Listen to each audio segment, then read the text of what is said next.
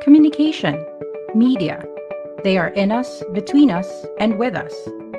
In us, as creation, delivery, and perception of messages has become a feature of being human. Between us, as communication and media dominate social, cultural, and political experiences. And with us, as our society is being altered by dynamic communication forms and diverse media content. Hindi kailanman maikakaila na ang bawat ideya o salita, magkaiba man ang pagkakabigkas o pagkakalathala, ay may kahulugan at halaga. All these make communication media a relevant and fascinating field of study. This entails keeping pace with the latest innovations while also acquiring and honing critical thinking skills. The constant pursuit of knowledge can lead us to ask, how do we know what we know? In the Philippines alone, studies on communication and media have grown over the past decades, and they continue to grow. Many scholars, teachers, and students engage in research initiatives that vary significantly in their context, content, and approach.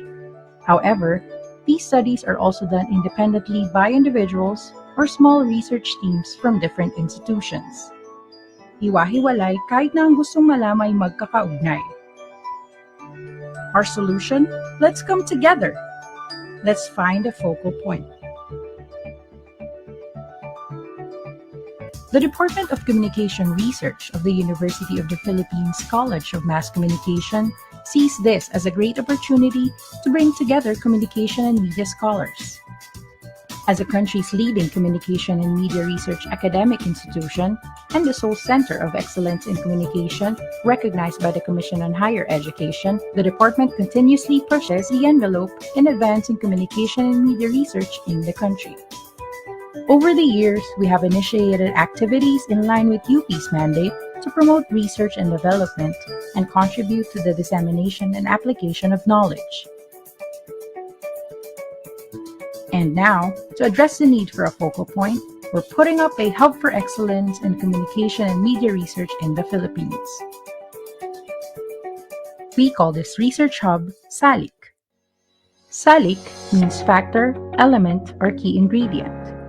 It is a root word of saliksik or research and mananaliksik or researcher.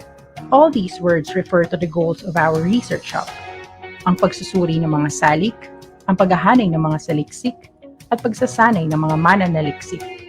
These translations lay the conceptual foundation of the research hub's three components. Through suri, which means to examine, to investigate, or to test, we are establishing research laboratories that will study communication and media phenomena. Ano nga ba ang susuriin sa suri? To enable a systematic approach to answer interesting inquiries, two core laboratories are established. These laboratories capture the extent and complexity of the Philippine communication and media landscape. Salaysay, which means stories and experiences, is directly linked to the focus of the Filipino Communicative Experience Laboratory. Studies in this lab aim to understand Filipinos as communicators, how they create, transmit, receive, negotiate, and construct messages within and through the evolving communication and media settings. These are explored in inquiries like swipe left or right. How do Filipino millennials differ in communicating sexual desires in mobile dating apps? Kapamilya, kaibigan, kakilala, di kakilala, kanino ba tayo mas komportableng makipag-usap? Makiusap, makipagtsikahan, makipag-okrayan? Ano ba ang nagiging lagay ng mga anak sa paglisa ng mga magulang bilang mga OFW? Ano bang tingin ng mga barangay officials sa kababaihan at karahasan? Paano kaya nila naihahayag ang mga pananaw na ito sa pakikipag-ugnayan sa mga survivor ng violence against women? On the other hand, subaybay, which means to carefully observe or to monitor, is also a direct link to the focus of the Philippine Media Monitoring Laboratory. Studies in this lab aim to examine Philippine media content, the principles, procedures, and practices behind its creation and production, as well as how people receive and engage with such content. These are explored in inquiries like, have you ever read a lab story? What kind of science stories does the media report? Just, how polite are people in the comment section? How is gender portrayed in Philippine advertisements? May epek pa ba sa kababaihan ang mga patalastas ng pampaganda? Priority ba ng mga babaeng empowered ang binibentang kutis at tista? Obviously, we still have so many questions left unanswered, and even more left unasked. To encourage a culture of inquiry, we need to ensure access to relevant sources. This is what we want to achieve through the Research Hub's repository component. Hanay, which means a series or a range, is a digital disciplinary repository. Dito nakahanay at ihahanay ang iba't ibang mga saliksik para mas mapadali pa ang pananaliksik. As a curated collection of scholarly research on Philippine communication and media, Hanay will house a vast array of studies from across the country and eventually across the globe. Through Hanay, which is primarily guided by open access initiatives, scholars, teachers, and students can easily search for and access relevant sources on Philippine communication and media research.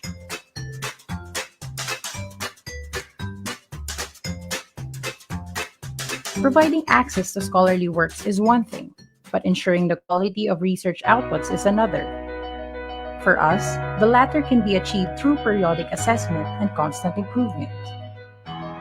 Sanay, which means to train to be proficient, is the extension arm of the Research Hub. Kailangan nating magsanay upang patuloy na maging kritikal sa mga nakasanayan at makasabay sa mga pagbabago sa komunikasyon at media. Under Sanay, a training program series for communication and media teachers is designed to help improve research instruction in the field. By developing these programs, we aim to contribute in enhancing instructional competence in communication and media research by working together with our fellow educators. Complementing our goal to train teachers is the three-part Communication and Media Research Handbook we are currently writing. Intended to be a comprehensive resource for instruction, the handbook contains topics on conceptualizing research in communication and media, designing research in communication and media, and analyzing and reporting research in communication and media. Think of it as a cookbook of communication and media research, a step-by-step guide on how to design, conduct, analyze, interpret, and disseminate research. The next time we ask ourselves, how do we know what we know about Philippine communication and media, we just need to remember these. Suri, Hanay, Sanay. Ang mga ito ay para sa mananaliksik, para sa saliksik. Lahat ng ito ay say.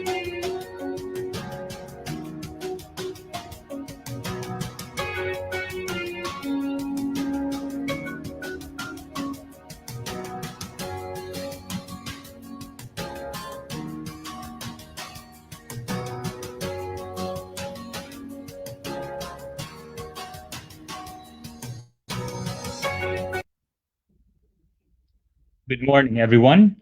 Please welcome the Chair of the Department of Communication Research of the UP College of Mass Communication, Dr. Julian Tessa Y. Baldo Cobello. Good morning. Good morning. Thank you for being here. Thank you for your time this morning. Once again, I am Julian Baldo Cobello of the CommRes department. Why is CommRes doing this? We are doing this because we would like to share with you this rather messy, adventure towards remote learning. Just like most of you out there, we have been in several stages of denial on how to adopt the so-called remote learning.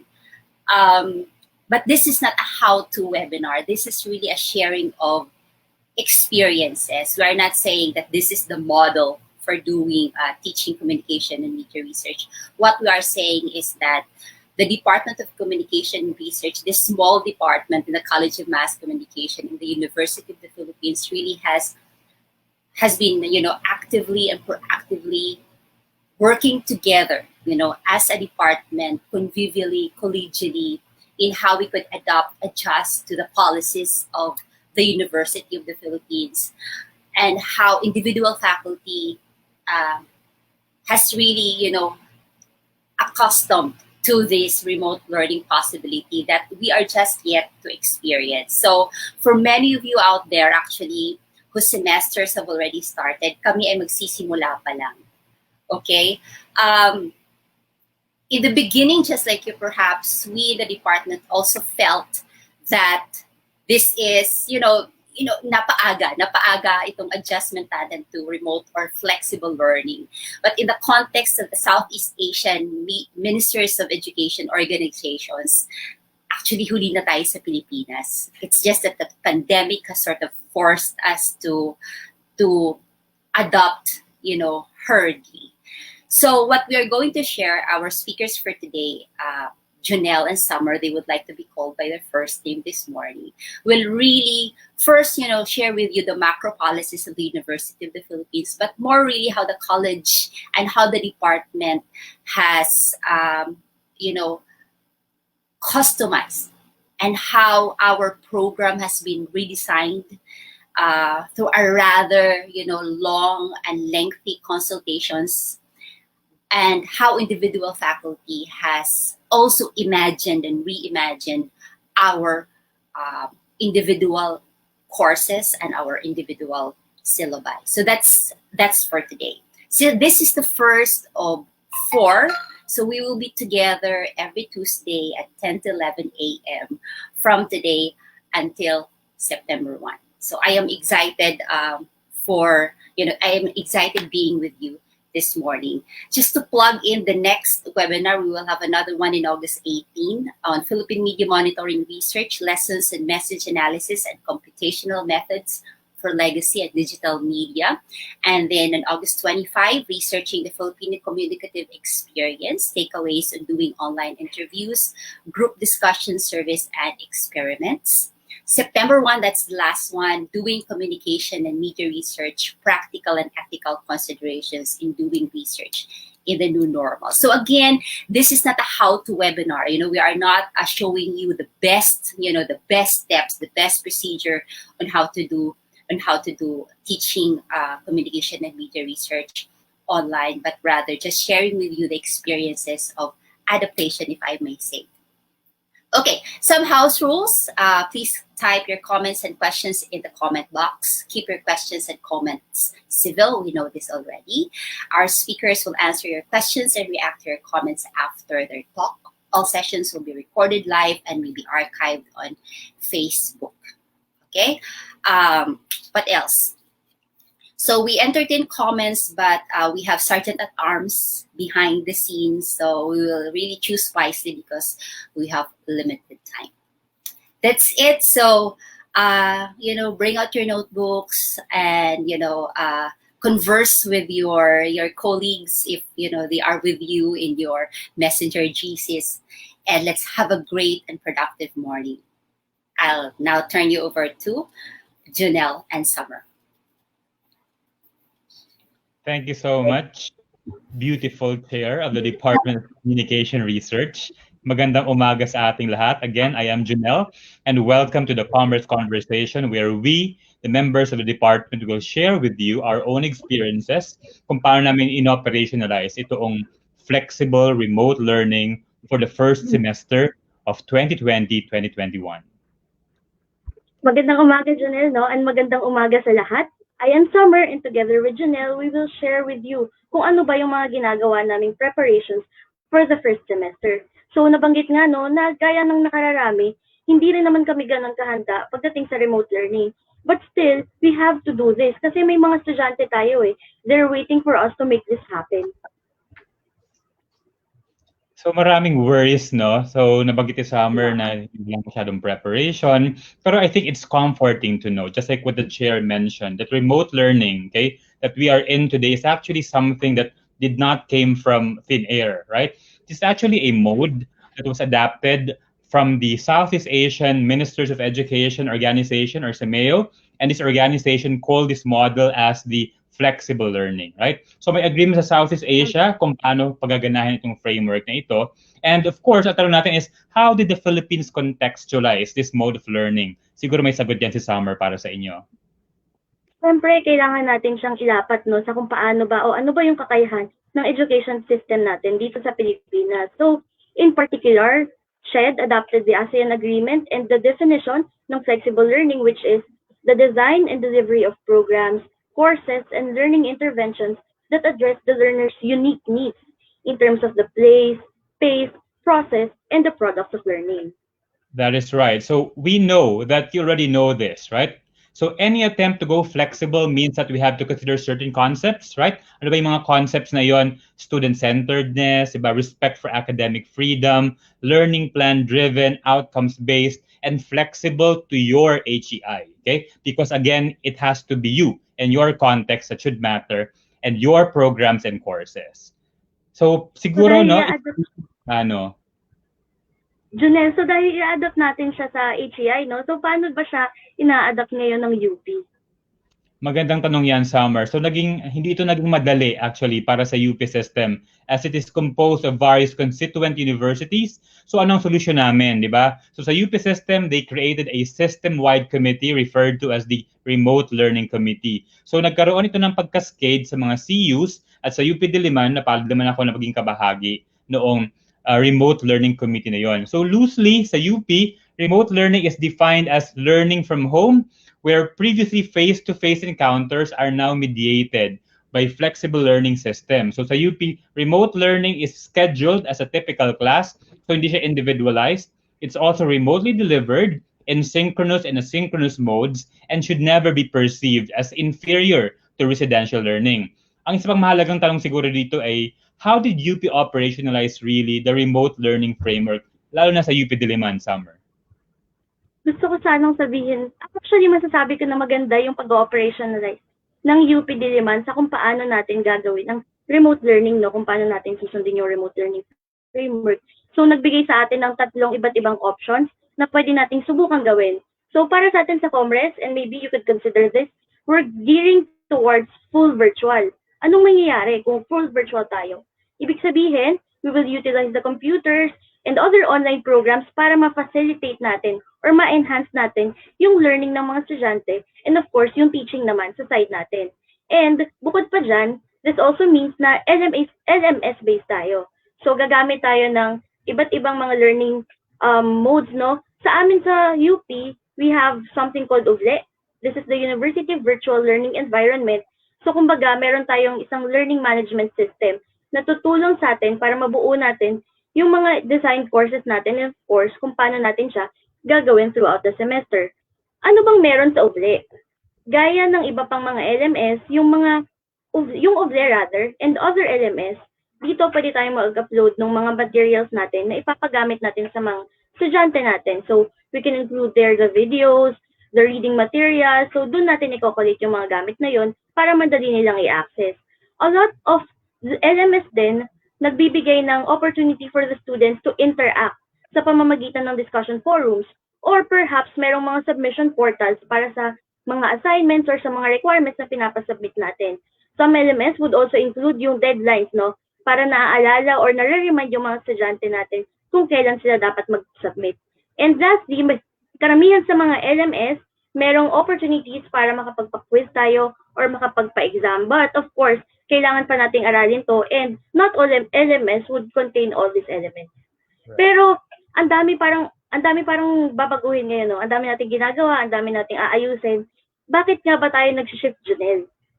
Okay, so the necessity to shift actually to remote and flexible learning has long been proposed and adopted again, just like what the chair mentioned, in various countries, particularly in Southeast Asia, as a response to the Industrial Revolution 4.0, where interconnectivity, automation, machine learning, and real-time data have been given much premium.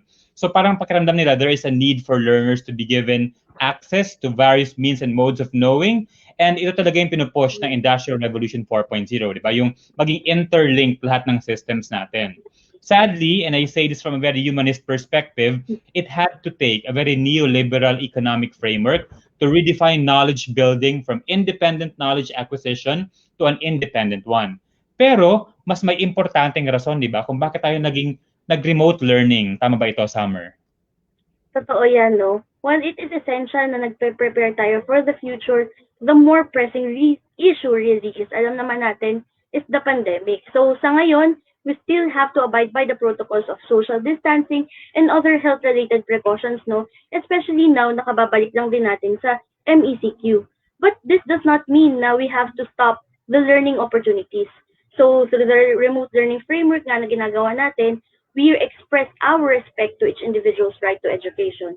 Of course, as I've mentioned before, yung responses natin ay based naman sa kakayahan ng education system natin sa Philippines. So, sabi ng Human Rights Watch, nakakatulong naman tong remote learning no? Dahil ang remote learning ay nag-acknowledge ng unang-una yung dapat nating pinofocus yung attention natin sa mga at-risk students. So, we have to know yung situation ng mga students natin. What is their capacity and how can we better help them, especially those who face certain challenges, no? And also, we have to focus on the most accessible technologies and methods. Hindi naman natin kailangan yung pinakabongga or pinaka-sophisticated na technologies dyan. Ang mahalaga meron tayong magagamit para matulungan tayo sa pagtuturo and of course, para matulungan yung mga estudyante sa pag-aaral. So, kami nga sa UP, we will be using UBLE to help us further learning and teaching sa remote learning setup. And lastly, this also helps us to prepare for immediate steps once the crisis ends. And hopefully, no, magkaroon na talaga to tayo ng solusyon in a few months. Slowly naman, we are taking steps that could help us strengthen the education system. Of course, this is essential kasi nga, para maging handa tayo kung sakasakaling magkaroon ng similar situation in the future. Okay, so naklaro na namin sa inyo kung paano, ano at bakit kailangan mag-remote learning. Now, the second part of this webinar, we answer the question, what are the principles of remote learning? So when we talk about principles, we're actually talking about the non-negotiables. Ano nga ba ang dapat na nandyan, mga sangkap, para maging maganda ang remote learning process? Una dyan, syempre, ang program redesign, di ba? Sabi nga ng experts, colleges and university departments must decide on how they would approach the delivery of their program. So nabanggit ko kanina na kailangan ng pagtutulungan ng administrador, mga kaguruan, mga iba-ibang stakeholders tulad ng mga estudyante at kanilang mga magulang para maging matagumpay ang isang remote learning setup. The program redesign is a way for the UP departments to review and determine if their programs' course sequences would fit the model. So, may isang example kami ilalagay sa inyo sa baba. Okay? Ang mga ibang mga tanong na tinatanong namin sa mga sarili namin ay, which courses can be entirely delivered remotely and which of these can be offered in the first semester? What courses should have a face-to-face component and can be delivered in a blended mode? And which courses cannot be delivered either remotely or in blended mode? What protocols should be set to ensure students' safety if they have to go to school for these courses? What is the reasonable student load, okay, in a remote learning model? And lastly, kailangan ba ng mga TAs tsaka teaching fellows? So sa amin, sa CommRes, we've talked to one another. We also had a formal and informal discussion with our students. Nagpa-survey pa ang university, di ba? And we try to develop protocols with other communication educators from other departments of the College of Mass Communication. We also decided to respect the course sequences of our BA, MA, and PhD programs, which means that we're offering these courses doon sa mga nakatakda nilang semestre kung saan sila dapat na original na nakalapat. Respecting the course content and the course sequences of our program offerings is a big decision, kaya dapat yung mga departments ay hands-on sa ganito. Of course, may mga units naman na nagsabi na we'll change the course sequences, as some of their courses perhaps have laboratory courses, so they will not be offering the laboratory courses. Siyempre, ang mga guro, ang mga administrador, at ang mga estudyante, right? Silang tatlo ang nakakaalam kung ano ba ang best na sequence ng kanilang mga kurso. So, kailangan ng logic, right? And proper justifications para dito. Tama yan, ano? So, kadugtong ng review ng programs natin, kailangan din yung course redesign, no? So, ginagawa natin yun sa UP. Sa UP, yung mga academic units, like sa atin, sa CommRes, were asked to come up with course packs na ibibigay natin sa mga estudyante natin bago magsimula yung term. So yung course pack na yan, ang laman yan yung very detailed syllabus. We should give our students information, lahat ng maibibigay natin na makakatulong sa kanila. Kasama na din dyan yung mga content na ibibigay natin para maging materials nila for learning. So nandyan din yung mga guides na makakatulong sa kanila para alam nila kung ano yung gagawin nila. So sa course redesign, this begs the question, which course contents should be included dun sa syllabus natin or dun sa ituturo natin. Kasi compared dun sa traditional setup, hindi na natin mako-cover lahat. So tayo bilang mga teachers, we have to discern which ones are essential. And of course, which ones do we need to focus on in order to achieve better learning outcomes without sacrificing the quality of content. Ako personally, what helped me was in the last couple of months, I enrolled in a few online courses. Una, it allowed me to learn more and refresh my knowledge para dun sa mga courses na i-handle ko. Yung pangalawa naman, it gave me a better perspective on what a student of remote learning setup might need. And I also suggest na i-review rin yung guidelines and protocols from the institution. So ako, on my part, I reviewed the post-ECQ guidelines from the Office of Vice Chancellor for Academic Affairs para maintindihan ko kung ano yung nare-recommendang UP Diliman, no? So makakatulong din yun sa inyo kasi it's important na sinusunod din natin kung ano yung advice or recommendations na binibigay sa atin ng mga institutions namin. So sa amin naman sa CommRes, a few weeks ago lang, nagkaroon kami ng session kung saan nag-sharean kami kung paano namin ginawa or ni-redesign yung courses na ituturo namin sa mga susunod na semester. So sa sharing ng insights na to, it's very important kasi it allowed you to gain more perspectives from your colleagues, and at the same time, it gave an opportunity for streamlining lalo na ng mga courses natin.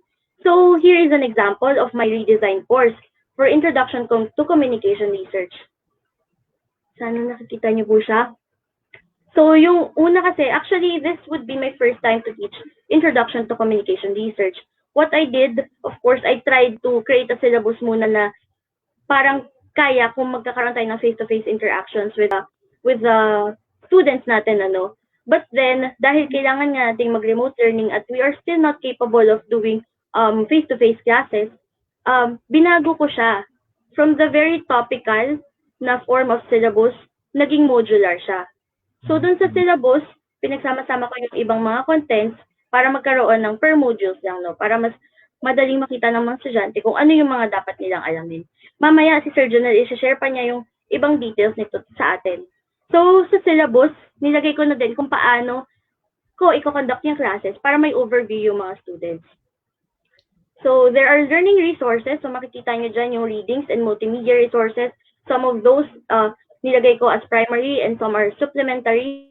And then nandyan din yung study guides and activity guides as well as the assignment guides. So right now, I am still in the process of modifying the syllabus to provide a clearer guidance for the students. And why is this important? Yung modules kasi, these will serve as the guides for the students para ma-attain nila yung course objectives.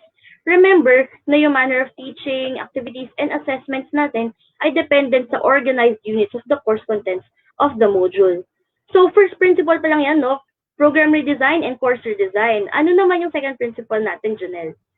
Okay, so the second principle is modularity. Hindi mo kailangan gumawa ng modular, yung principle lang ay modularity. So Wiley defines the modular course design as a way to organize the components of a course. Okay, so think of your course as a book. At kailangan doon, di ba, yung table of contents.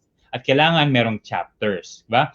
Do note that modules are categories of content that must have identifiable key topic areas. So pare-pareho yung clarity and consistency and labeling nito. Modules must have equal weights, di ba? In terms of value and content. So look at the sample na ginawa ko dyan sa ating slide. So in an introduction to qualitative communication research class, na dapat ay originally 18 weeks, na ngayon ay 14 weeks na, I had to think of ways for me to offer the course without sacrificing quality. So I lumped together content and came up with 5 modules, right? As shown in the left side of that table.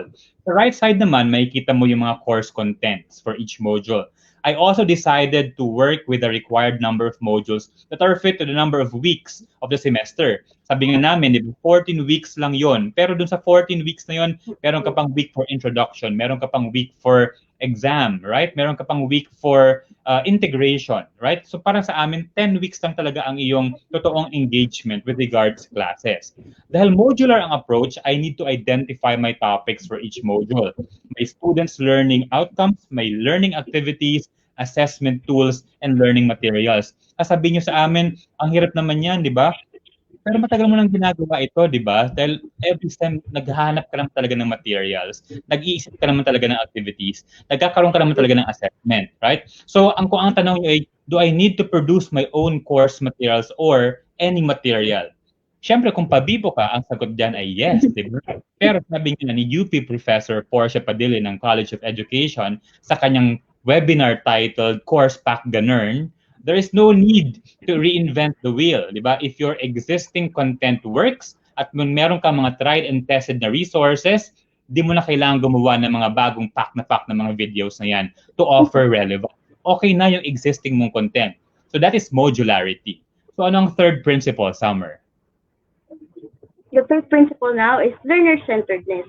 So tayo as teachers, actually, sanay na tayo, di ba, sa classroom na we take the lead, especially on the topics we discuss and how we discuss these topics. But we are now compelled to take a shift in our mindset. Not totally, no? Kasi based on the OBE model, our classes need to be more learner-centric talaga, lalong-lalo na sa sitwasyon natin na to.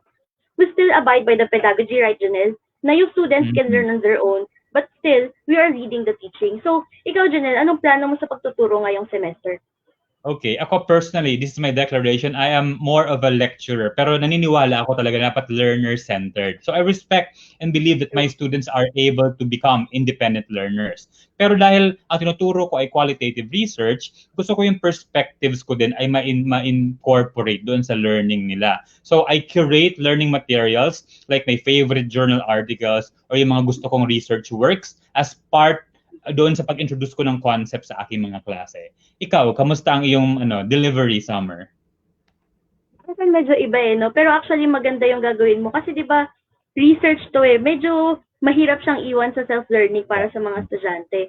Ako naman, aside from my introduction to CommRes class, I'll take a few facilitators roles sa iba kong classes. Pero hindi naman ibig sabihin na to na iiwan ko na yung mga estudyante na, ito yung readings, bahala kayo, basahin nyo yan, matuto kayo. It's not like that. Here, I also curate the learning materials and I provide opportunities for discussions at kumbaga, ako yung mas magpupush para magkaroon ng exchange of ideas dun sa mga classes na to.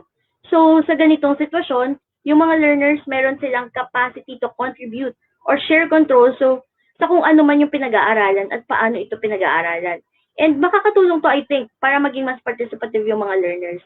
As a result naman, mas may independence yung students natin. Yet, this means na mas meron silang responsibility in terms of learning. I think kahit may differences yung gagawin natin, no, merong strengths and weaknesses yung both. I think it would be helpful din kung alam natin kung ano yung mas akmang paggamit or gagamitin natin sa mga classes natin. Dahil meron tayong iba't ibang plano kung paano natin igagawin itong pagtuturo natin, ano naman kaya yung mga modes of teaching na nag-a-advocate ng learner-centeredness na isa sa very core ng gagawin natin, no? Una, maaari tayong magkaroon ng asynchronous sessions. Ito yung mga sessions kung saan yung mga students natin ay mas mag-work independently, meaning pwede silang mag-aral at their own pace, at their own time. So, we can conduct this using Google Classroom or maybe blogs, or syempre nandyan yung Facebook groups na hindi lang basta-basta for social interaction, but also pwede natin siyang gamitin sa konteksto natin ngayon. We can also use email threads, no, para mas madali for us and for our students when we provide yung learning materials ahead of time. So, it is important na ibigay natin yung learning materials natin ahead of time. So, ako, again, I'm trying to learn pa more about UP's own LMS, the UPE, yung nabanggit ko kanina. Meanwhile, dahil nabigay na rin natin sa students natin yung mga learning materials na gagamitin for the class, makakatulong din yun para sila naman on their end, makapag-prepare sila ahead of time and of course, participate in the threaded discussions na ibibigay natin. That is correct. Yung pangalawang option naman, yung synchronous learning. Although alam ko, may mga universities na nagre-require ng 33% na synchronous learning. So ano nga ba ito? So synchronous learning allows learning in real time via virtual classrooms, webinars, seminars, or over the phone even. So some platforms that we can utilize, we have Zoom, Google Meet, Messenger, Skype, WebEx, and the like. So sa amin, sa experience namin, UP partnered with Zoom. So I am bent in using it as a way to present my summary lectures. Tandaan natin na summary lectures, hindi mo kailangan nandun ka nakababad ng 2 hours. Perhaps you can also use these synchronous platforms for your group discussions, right? I'll be using it for my group discussions with my research groups. as presentation platforms for my students' research projects. And then, of course, these synchronous platforms will allow me to be more engaged, right, in interactive demonstrations, lectures, one-on-one tutoring, even in-school assemblies. Importante din na malaman natin na tayo mga guro ay kailangang isaalang-alang, di ba, yung mga kapakanan ng ating mga estudyante. So kung wala talaga silang capacity na mag-synchronous, then I think you have to rethink your style. Tandaan natin, no student should be left behind. Yan ang ating mantra, di ba, for this first semester. Yes. Yes, at dahil yan ang ating mantra, our fourth principle is reasonable accommodation sa ating mga estudyante, no? So, as one of the reasonable accommodations in class communications sa estudyante natin, since common media teachers tayo, no, we must be equipped in terms of handling instructions. Kasi again, very essential yung mga instructions na binibigay natin para maintindihan nila kung ano yung kailangan nilang gawin at paano nila ito magagawa ngayong hindi tayo makakapag-interact face-to-face. It would be very helpful sa mga students kung ang ibibigay nating instructions sa kanila ay very clear. Like clear and concise para madali nilang maintindihan, no? If we would utilize videos, kagaya ng mga recorded videos na plano nating ibigay, perhaps we could keep this short, around 4 to 7 minutes would be enough. Kumbaga bite-sized lang. Madaling i-consume and madali rin nilang i-digest. Correct. Okay, so we have the tools, right, to communicate, but we also have to build and maintain relationships with our students. Tandaan natin, we are teaching people and not puppets, di ba? So we can build relationships with our students by first knowing who our students are. Ano bang klaseng mga bata itong makakausap natin? Sila ba ay mahilig sa mga emoji? May sarili ba silang mga lengguwahe, yung work from home, like WFH, yung ano pa ba mga ibang nilang mga klase ng mga codes, di ba? So I intend to be more involved with them sa pag-process din ng kanilang mga readings, sa pag-conceptualize. Sabi ko, ang joke ko, if they want me to read to them journal articles, as storybooks, hanggang makatulog sa gabi, I will do that. I will go that extra mile. I should also ask myself, ano nga ba ang mga capacities ng ating mga estudyante sa remote learning staff na ito? Sa UP Diliman nga, nag-conduct kami ng survey and nakalagay doon na meron naman talagang access, diba? At okay naman sa kanila itong remote learning ito, generally speaking, of course.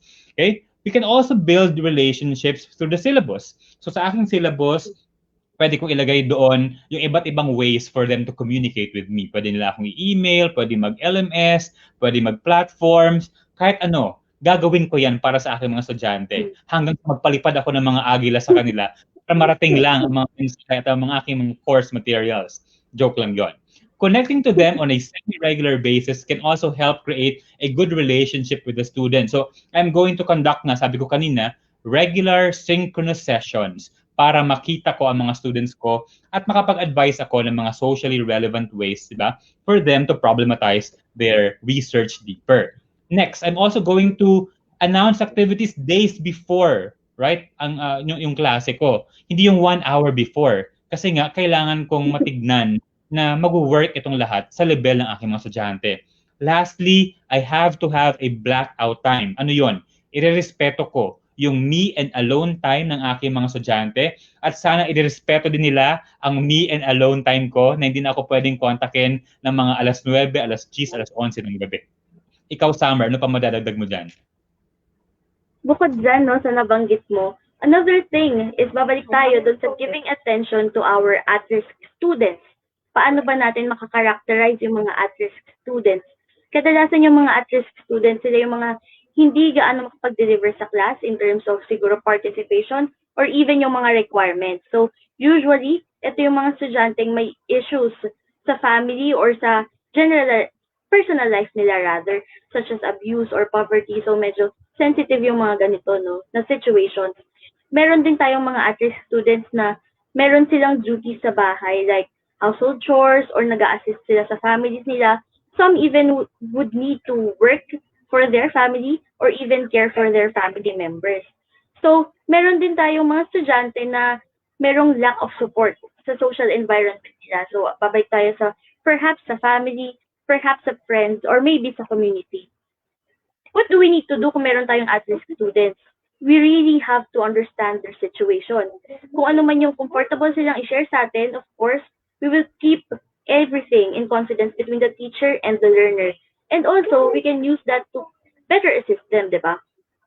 Pero, we must also have a flexible approach in terms of performance and assessment.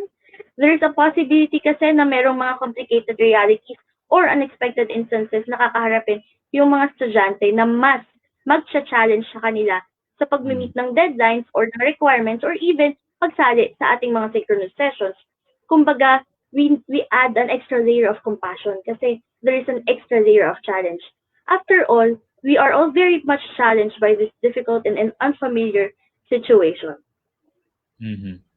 Tama ka yan. So, we have discussed kanina, di ba, yung principles. Now, we go to the problems and the solutions. These solutions are the things that we think can help you, right? Ang una naming usual na problema na encounter ay yung teachers mismo. Di ba, sabi ng teacher, ayoko naman talaga niyan. Hindi naman ako marunong niyan. Ba't ba ako pinipilit? So, Miss Summer, paano ba tatanggalin yung teacher-centric mindset na yon? Junel, yan talaga yung unang-unang kailangan nating ayusin para magsunod-sunod yung mga maayos na gagawin natin para sa remote learning setup. So, gaya ng nabanggit din, we are compelled to take a change in our mindset. So, sa utak muna natin, tapos susunod yung mga actions natin. So, the role of the instructor now, hindi na lang laging lecturer, no? Pwede na rin tayong magkaroon ng facilitating role kung sa tingin natin ay mas makakatulong yun or mas akma doon sa situation natin or sa situation ng class. So ngayon, the challenge for us, of course, is to accept the fact na marami tayong kailangang pag-aralan and then familiarize ourselves sa mga tools, sa mga skills na appropriate sa teaching in the remote learning setup. Correct. Meron din naman tayong, kunwari, okay na tayo, ready na tayo sa isip natin, na kaya na natin. But still, may mga ginagamit tayong unfamiliar technologies or may gagamitin tayong unfamiliar technologies. Kanina ang dami nating nabanggit na LMS or mga Zoom, yung mga ganyan-ganyan. So, even yung mga platforms na to ay essential kasi sa pagko-conduct ng remote learning. Pero paano nga kung hindi pa tayo marunong? Ano pwede natin gawin, Junel? Okay. Ako, the faculty members, I think, should beef up, di ba, their media literacy. So our abilities to access, analyze, evaluate, and even produce information should be a notch higher compared to our students. So as effective teachers, we should know how to get and use information that would enable us to produce great content for our modules. So in my class, I should be aware that I must go beyond Googling content, right? So in my communication research class, I should not just post facts. I must engage with my students to evaluate and question sources, lalo na doon sa part ng review of related literature. Naku, ang laking usapin yan. So my reading materials should also guide my students to draw strong conclusions and to show new levels of creativity. So ang go-to ko dito na resource, ipopromote ko na ang prarideljournal.org. Diba? So pag na-access mo yung prarideljournal.org, marami dong researches na locally produced and tungkol sa konteksto ng Pilipinas. So my advice, go to that particular website kasi marami ng individualized researches na baka akma doon sa ituturo ninyo sa mga estudyante ninyo. Tama, no? So, i-reiterate ko po, prarideljournal.org. Idadagdag ko rin, Junel, no, na tayo, we as comm and media teachers, no, should also become advocates of digital citizenship, where academic plagiarism and cyberbullying will have no place in the remote or learning classroom. So, as teachers of media and comm research, tayo yung dapat ding nag-e-enforce ng proper citation and referencing. Mm-hmm. Tama ka dyan. Teachers should also be able to expand their concept of the digital world where social networking sites are not only seen as dumping sites for content, but as platforms for knowledge acquisition through data analytics. Sabi nga ni Levy in 2018, digitally literate teachers know how to inspire students to use technology as a powerful tool set to expand their learning opportunities. So ang Zoom, ang mga LMS na yan, at iba pang digital platforms are venues for interaction. So maximize nyo yan. May baka pa bang gustong sabihin sa amin pagdating sa dito? Wala na naman, Junel. Pero siguro sa tingin ko, kailangan talaga nating alamin kung paghandaan rather from our end and sa end ng students, no, kung ano yung mga posible nating kaharapin in terms of yung pagko-connect natin or pagko-conduct natin ng classes sa online setup. So bukod pa dyan, may problema pa tayong kakaharapin. Ano yun, Junel? Yes. connectivity, di ba? Welcome to the Philippines. Tama. So, ang bandwidth dito ay talagang magulo na. So, paano nga ba yun, Miss Summer? Limited nga ang aking access eh. Anong gagawin ko na ngayon? Yan. So, kanina nababanggit natin yung synchronous and asynchronous sessions, no? Kung sakasakali lang na your school decides na magre-remote learning tayo, kailangan talaga natin ng magandang internet connection. Pero sa totoo lang, di ba, ang hirap makahanap ng magandang internet connection sa Pilipinas. Hindi natin alam kung sinong internet provider ang maayos at makakapagbigay sa atin ng magandang access. Hindi naman ibig sabihin nito na dahil nagre-remote learning tayo, dapat laging online yung classes natin. Hindi dapat lahat ng classes online. We should also utilize or we can also utilize yung asynchronous means of delivery ng ating lectures or our content. So tayo bilang mga guro, no, we have to develop ways to modify the delivery of our content and the assignment process. Yung tipong we can get in touch with our students off and online. Hindi lang talaga laging online. Pwede rin, for example, na especially dun sa mga malalayo, na humingi tayo ng partnerships like sa local radio stations or sa cable channels to provide your school with the platforms for content delivery, di ba? Pwede rin i-consider perhaps partnerships with our local government units para may support, especially in terms of funding, kung papayag at kung pagbibigyan. Or even partnerships sa mga couriers like Angkas, Grab, or LBC para maipadala natin yung resource materials sa ating mga estudyante na may nahihirapang connect sa internet. And also, kailangan din nila mag-submit ng mga handouts or rather hard copy sa atin. And lastly, tayo, again, as teachers, we have to collaborate with the administrators. We have to ensure na they are with us here sa ginagawa natin at sa pagtulong natin sa mga estudyante natin. So, kunwari lang ulit, no, magkaroon tayo ng magandang internet connection. So, parang okay na, nabawasan tayo ng problema. Ready na tayo for remote learning session. Pero more than the remote learning session or yung connectivity issues natin, meron din tayong issues in terms of resources. Paano ang mga online resources? Saan tayo kukuha, Junel? Ang laking usapin ng online resources sa Pilipinas, no? So investments must be made in order for teachers to have appropriate and legally acquired learning resources. So ito siguro ay isang concern ng mga administrador, di ba? So sa level natin, comm and media research teachers must have remote access platforms and databases. Just like the mode of learning, resources should also be made accessible remotely. So subscriptions to learning resources is important. Isa pang usapin dito, particularly in the e-learning variant, would be academic fraud, right? Accusations of misconduct such as plagiarism, paying for writing assistance, providing usernames and password to a third person to contribute to discussions and even answer exams, browsing of the internet to find answers, and that proctors are unable to monitor all examiners have been hurled against online programs. So dapat may scheme talaga patungkol dito ang mga eskwelahan natin, di ba? Binababa dapat yan sa level ng academic affairs, papunta sa mga departamento, papunta mismo sa loob ng classroom. Some experts say that in order to combat these issues, there should be an intensified student-teacher communication in multi-channel means. Ang sinasabi lang dito ay kung may tiwala ang mga teachers sa mga bata at merong tiwala ang mga bata sa mga teachers nila, then mababawasan itong gantong klase ng mga concerns sa online resources. Totoo nga yan, Junel. Naisip ko rin na maybe pwede tayo mag-subscribe sa mga plagiarism checkers, no? Lalong-lalo na sa comm and research kasi we write a lot of things, di ba? We write a lot of researches. So makakatulong yon for us as teachers to verify or check yung authenticity ng works na sinasabit ng ating mga estudyante. Or if hindi naman online tools, what really could help us, kasi yung nabanggit mo kanina, no, na we have to gauge the writing styles of our students para familiar tayo kung paano mag-compose sila ng paragraphs, paano sila magsulat, and para alam natin kung totoo yung sinasabit nila or gawa talaga nila. Meanwhile, meron pa rin mga tendencies na mag-commit ng scholastic dishonesty yung mga estudyante. For example nga, ipapasagot nila sa iba yung exams, no? Or yung mga assessments na pinapagawa natin. So tayo talaga on our end, we have to ensure na we can verify the credentials ng mga ito. Right. Okay. May dadagdag ka pa, Yeah, isa pang kailangan pagtuunan ng pansin yung ethical issues, di ba?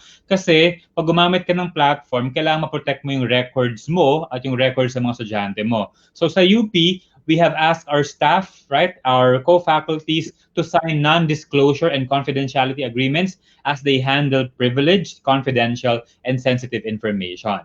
Ang next na concern naman ng mga teachers natin kadalasan ay assessment, right? So yung summative, saka ano pa nga isa, formative. Ano nga bang difference ng Miss Summer? So, una muna yung formative, no? We can make formative assessments or yung assessments for learning. Di ba yung formative assessment, nakakatulong para ma-monitor natin yung student learning, no? Pero not necessarily grade them compared to sa summative assessments. For example, sa Common Media Theories course, perhaps we can utilize concept maps para mas visual, para mas engage yung mga estudyante natin. Or maybe short write-ups or annotations ng mga theories na napag-aralan. Sa research classes naman natin, di ba sa undergrad, kadalasan ng research works ay group works or group outputs. We can also ask them to review the outputs of their peers or comment dun sa mga discussion threads ng class. And also, masanay nga tayo sa summative assessments. We're really used to conducting midterms, finals, yung mga paborito ng mga estudyante natin, no? Yung ready sila, Hell Week, no? So sa summative assessments, gusto naman nating ma-measure yung student learning sa pamamagitan ng correctness, depth and breadth of knowledge, and their ability to integrate many information. So magagamit pa rin natin yung reflection papers na makakatulong nga kung familiar tayo sa kung paano sila magsulat to help us para makita rin natin kung paano sila mag-synthesize or mag-expand ng kanilang mga natututunan sa mga classes, especially sa ganitong setup. Of course, we still have the research papers kasi CommRes tayo na usually ay end of term outputs pero in between sa buong semester merong part by part na submissions na binibigay, no? So, we can also still have written or oral exams or again, reflection papers or essays. But if we want to pursue yung exams, meron tayong kailangan pang konting transformation in terms of utilizing the synchronous learning platforms. So, for example, pwede tayong mag-Zoom kung gusto natin ng oral exams. Or if possible, mag-create ng platforms kapag merong written exams. Pero, syempre, baka it's an additional layer of challenge for us. So, sabi ng UP Diliman, kung ano man, kahit ano man yung assessment tool na gagamitin natin, what is essential is that the faculty provides regular feedback regarding the students' outputs. This would tell the students na kasama natin sila sa journey na to, sa learning journey na ginagawa natin.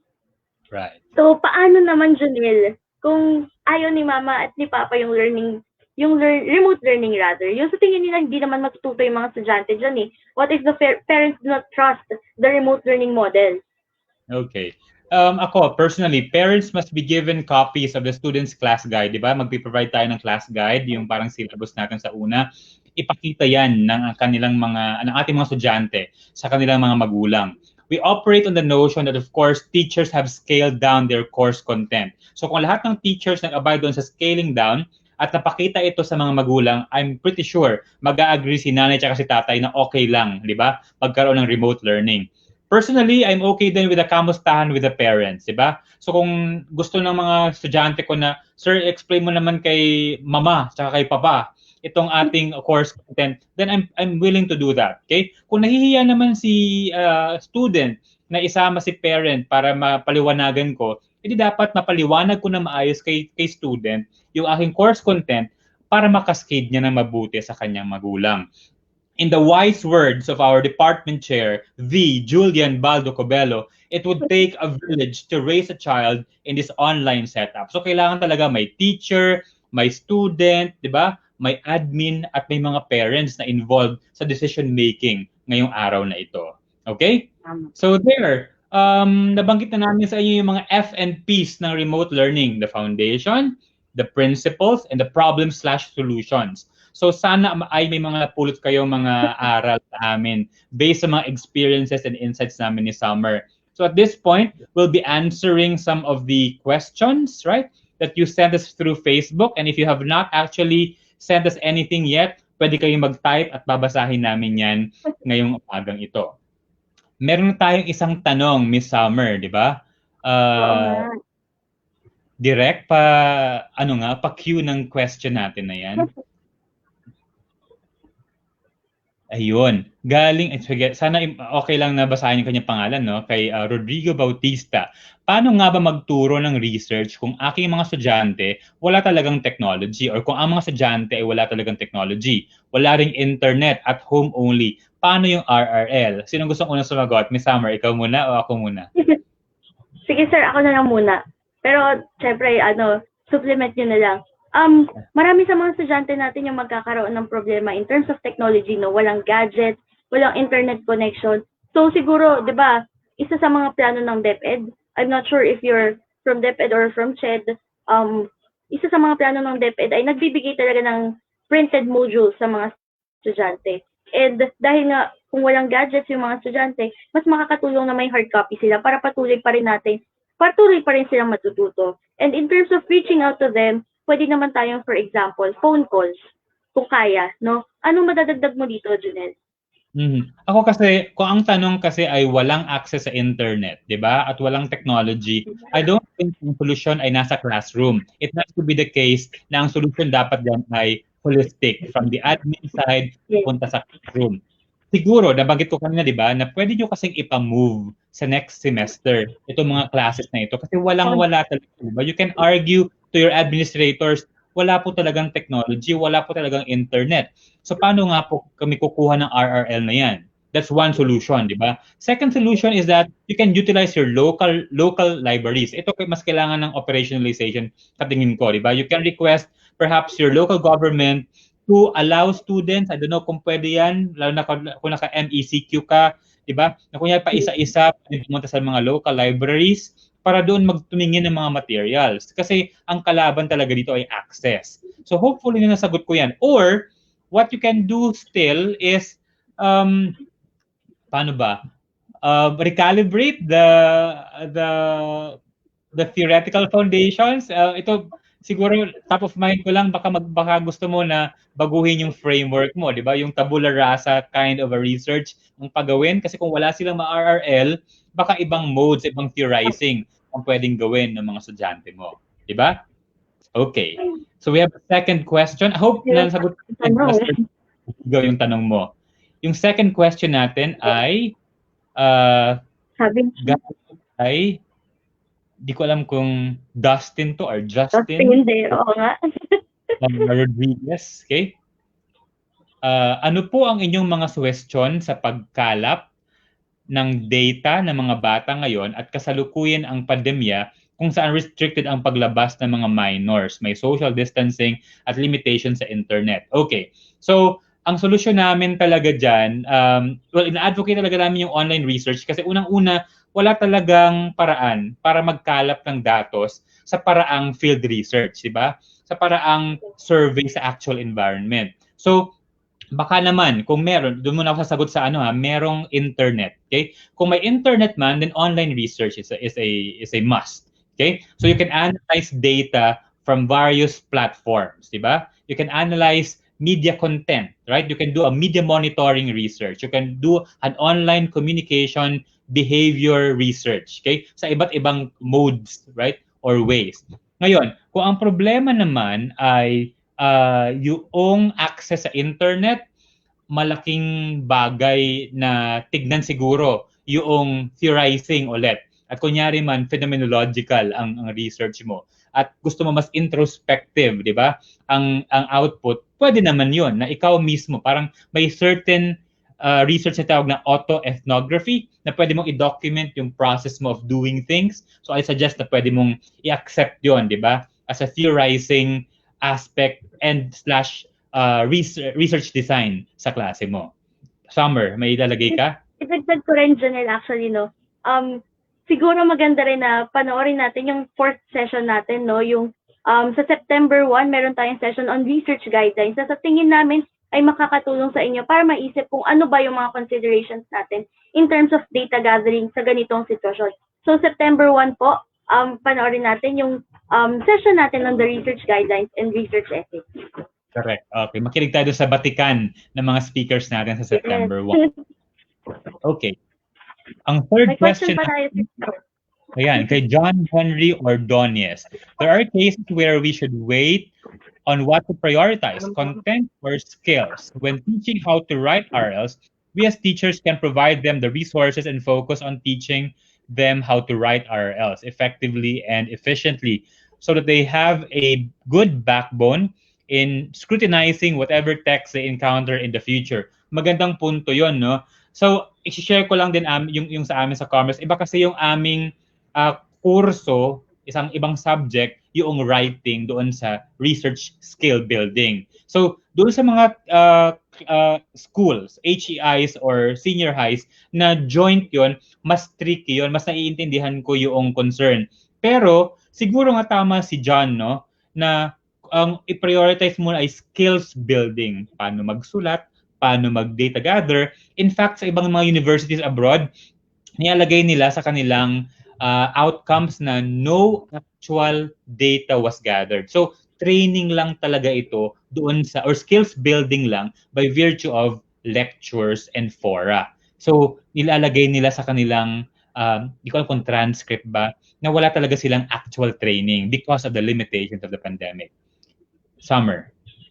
Idagdag ko rin no, na kailangan nga nating i-bear in mind na hindi na talaga natin magagawa exactly kung ano yung tinagawa natin sa classes natin before the pandemic. So yung mga naibibigay at naituturo natin, yung mas matinding training na nabibigay natin during the pre-pandemic times, tama man tawagin siyang ganon, ay hindi na natin kayang gawin sa remote learning setup. So ang meron tayo ngayon is the opportunity to try other methods na sa tingin natin ay makakapagturo pa rin ng essential skills sa ating mga estudyante. After all, magagamit pa rin nila ito sa mga susunod na courses. Right. Okay. Our next question is from Jewel Encarnacion, or comment ata ito. What I hope to see in the future is a repository of Filipino-made researches so that when kids look up resources for their RL, topics will be in the context of the Philippines. Yes. Kanina nag-plug kami ng aming SAL, di ba?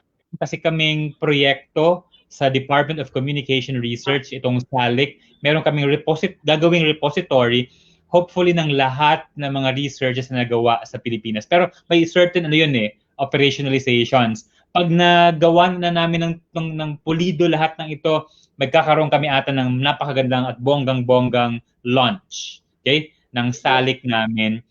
So watch out for that repository, Miss Jewel. Yes, follow niyo po yung CommRes page no para alam natin yung mga tungkol sa SALIC natin. Correct. Okay. Oy, may tanong ang Dr. Jose Lacson. I'm concerned about the issue of attention span. Using the normal curve model, attention might sharply decline after a few minutes on remote. May suggestions dito, Doc Lacson, actually, ang iba't ibang eksperto. Yung iba, kaya ang gagawin ko is summative, summary session. So magkakaroon ako ng lectures, pero ito ay konting hindi to yung babad na 1.5 hours nag-lecture ako. So summary lectures lang ito. May mga ibang models din, kunyari yung model ng Chulalongkorn University na gagawin ata ng ibang mga teachers sa ibang kolehiyo sa Diliman, yung patingi-tingi. Parang every 15 minutes, parang 15 minutes na quick lecture by interaction, then quick lecture ulit, and so on and so forth. So pwede mong i-divide, kumbaga, yung laman ng usual mo na 1.5 hours na teaching. So pwedeng ganong klase ng model. Summer. So asynchronous sessions naman yung gagawin nyo, no? So sa tingin ko maganda rin na iba-iba yung forms ng materials na ibibigay natin, yung learning materials na ibibigay natin sa students para hindi sila na-overwhelm at hindi sila kumbaga na-desensitize na puro basa na lang yung gagawin ko. So magkakaroon ng shift dun sa isip nila kung paano nila aatakihin or babasahin yung mga readings and mga video lectures na yun. And also yun nga, mag-incorporate tayo ng mga activities na makakapag-catch ng interest nila. For example, kung kaya natin mag-integrate ng pop quizzes, yung hindi naman graded, pero yung makakapagpa-isip ulit sa kanila na ano ba yung natutunan nila during this session. Or perhaps within the semester, meron tayong mga conversational lang na na discussions, no, para mag-share ng mga outputs or mag-share ng mga ideas na natutunan nila during the previous sessions. Okay. May mga ibang tanong patungkol sa online research. So I'm plugging again our other sessions.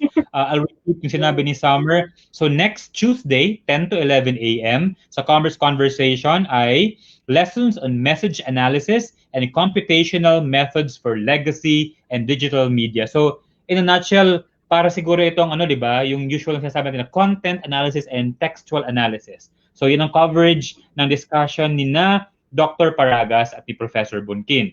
Then, August 25, takeaways on doing online interviews, group discussions, surveys, and experiments. August 25, 10 a.m. to 11 a.m. Session naman yan ni Dr. Baldo Cobelo at ni Dr. San Pascual. And then lastly, yung sinasabi ni Summer ay September 1 with Ma'am Violeta Umali and Ma'am Lolita. Si Ma'am Lolita, right? Aurora Lolita. Lolita Lumiba po. So September. Ayan. Ito na yung reality, di ba? Medyo naglalag nga kami. So, ito ang teaching ng ano bang klaseng research ang pwedeng gawin, right? Sa panahon ng pandemya, ano mga protocols na pwede natin i-follow? Okay? May isa pang tanong tayong dito from Therese San Diego Torres. Okay? Comment actually and a question. True, it's important to be sensitive to the situation of at-risk students. How do you provide opportunities for discussion among these students, especially when they are unable to join synchronous sessions online? Summer, meron kang sagot doon? Medyo mas may effort na kailangan to sa part natin, no? So sa ngayon, hindi pa natin sila mabibisita kasi nga MECQ, hindi pa maayos yung situation natin in terms of the health concerns. So pwede siguro natin silang subukang kontakin siguro sa pagtawag kasi hindi naman laging kailangan online lang yung ginagamit natin na methods para makausap sila. So kung hindi man natin sila makausap, perhaps hihingi tayo ng tulong sa mga kaibigan nila, klase nila na kapitbahay nila. We have to think of ways to reach out to them, to connect to them. And of course, once we are able to connect to them, we have to find help na suitable sa kanila. So we have to find to connect them to a support network na makakatulong sa kanila para matulungan natin rather kung paano natin sila magagabayan sa pag-aaral sa remote learning setup. Anong naiisip mo, Sir Junel? Okay, ako, it's okay not to join synchronous sessions online. So, personally, hindi ako komportable doon sa mag-check ng attendance para sa synchronous. No sa akin yon. Kasi may mga iba nga na hindi comfortable doon sa setup. Aside from the fact na wala silang access, wala silang bandwidth. So, it's okay for you to record perhaps, di ba? These sessions, I'll do that. I'll record my synchronous sessions. At kung may time yung bata, pwede ko itong ipadala sa kanya online din. Pwede kong i-USB yon at ibigay sa kanya para may opportunity siyang mapakinggan ang mga lectures ko or mga summary lectures ko. Okay? So sana nakatulong yun. May dadagdag din ako, Junel. Yeah. Idadagdag pa ako kasi kaninang umaga, nakita ko sinare ni Ma'am Wawi, no, na marami tayong magiging synchronous sessions. Pero dahil nga nabanggit mo, hindi dapat natin i-count as participation yung pagpapakita ng estudyante sa synchronous sessions. Kasi sobrang hindi talaga siya feasible sa lahat sa atin. And of course, lagi tayong magkakaroon ng problema in terms of connectivity. So, sana hindi nating pilitin yung mga estudyante natin na magpakita during our sessions or magpakita ng muka. Kasi isa pa rin doon na medyo sensitive din tayo. Some people would like to keep their privacies about their situations at home. So, ayun po, mas magiging compassionate tayo at walang pagpipilit sa synchronous sessions. Yes, sana nasagot namin yan, Ms. Therese, no, yung question nyo. Another question from Ana de Guzman Teodoro. Can you suggest po strategies that we can use where students can report or say defend their research papers? Thanks po. I'm positive so students would come up talaga with their research work output. So, kung ang tanong siguro ay kung paano ikakonduct yung actual na defense or pag-report, I'll use the UP experience sa mga MA students namin kasi ito-test run pa lang namin to sa aming mga undergrad. Yung pre-recorded nila na mga presentation. So they pre-record their presentations, they upload it to their panels, right? Okay, together of course with a document, with their PDF documents, so that in advance, nababasa at nakikita na ng panel yung presentation documents. Okay? So pwedeng gawin yon. Or perhaps you can ask your students to defend without video. Kung ang problema talaga ay yung bandwidth, don't ask for any video aspect. Pwede naman siguro na conversations, di ba? Sa kung ano man ang available sa kanila, Facebook, Messenger call, and so on and so forth. Okay? Kasi nga, bawal pa din tayong magkita-kita. Okay? So yun ang isang strategy o dalawang strategies na pwede kong mabanggit sa iyo as a solution doon sa defense ng mga research papers ng mga estudyante. Summer, ikaw meron? Actually, wala na akong idadagdag kasi sapat na yung dalawang to. No? Nagbigay tayo ng opportunities na sa kung paano pwedeng mag-defend ang mga estudyante natin nang hindi kailangang online. Pero kung kaya ng online, nandyan pa rin yung Zoom para makapagkita-kita kayo, para makapag-usap kayo, and ma-present nila sa inyo. Or hindi lang naman Zoom, marami tayong ibang platforms na pwedeng gamitin. So, dahil dyan, meron tayong last question, Junel. Okay. Ang last question natin ay galing kay Agnes Nace Jacob or Jacob Nepomuceno. Is it possible to come up with an outcome assessment that is applicable to all those types of students, whether with internet connection or no connection at all, for fairness purposes? Ang sagot ko dyan, administratively speaking, your university or your school should respect all modes, right? So kung meron kayong mga estudyante na willing and available doon sa online, then produce and provide learning materials na online. And kung meron kayong mga estudyante na nasa malayong lugar at walang internet, then you have to inform as well your administrators kasi dapat meron mga supplementary materials na ipapadala sa kanya. Yung sinasabi ni Summer kanina na kailangan mag-partner ng inyong mga schools sa mga LGU, right? Or yung mga schools ninyo with other CUs near the area of the student, kailangan ma-activate yung mga ganong klase ng mechanisms at ng mga network. Kasi baka pwedeng ipadala ng inyong mga schools sa mga SUCs na partners ninyo yung mga materials para mabilis makuha ng mga estudyante. Again, ang mantra, no student left behind. Okay? So mukhang yun na ang ating last na tanong sa araw na ito. Yes. So maraming salamat po sa inyong mga katanungan. We would also like to remind you to answer our evaluation to help us evaluate our own activities. So ma-access niyo po yung evaluation form sa link na naka-flash sa screen ninyo. And in terms of certificate, so a certificate of participation will be given to faculty members who complete all sessions. No? So this session and the three susunod na sessions sa Tuesday and the next Tuesday and sa September 1. Ano? And so you have to complete all the sessions and accomplish the evaluation form at the end of every program para magkaroon ng certificate of participation. For the certificate of attendance naman, this will be given to faculty members na nag-pre-register, nag-attend, and nag-evaluate ng individual session. So the certificate of participation or attendance will be given at the end of the series. So after ng lahat, no? And please give us some time para ayusin or i-send sa inyo yung mga certificates na to because we have only a few people who will work on the certificates na ibibigay namin sa inyo. Okay. So, last before we leave you, di ba? 1 minute takeaway namin ni Summer dito. Ang first takeaway ko, this is a perfect time for collaboration. So, the remote learning process needs collaborative work from the administration, the teachers, and even the students.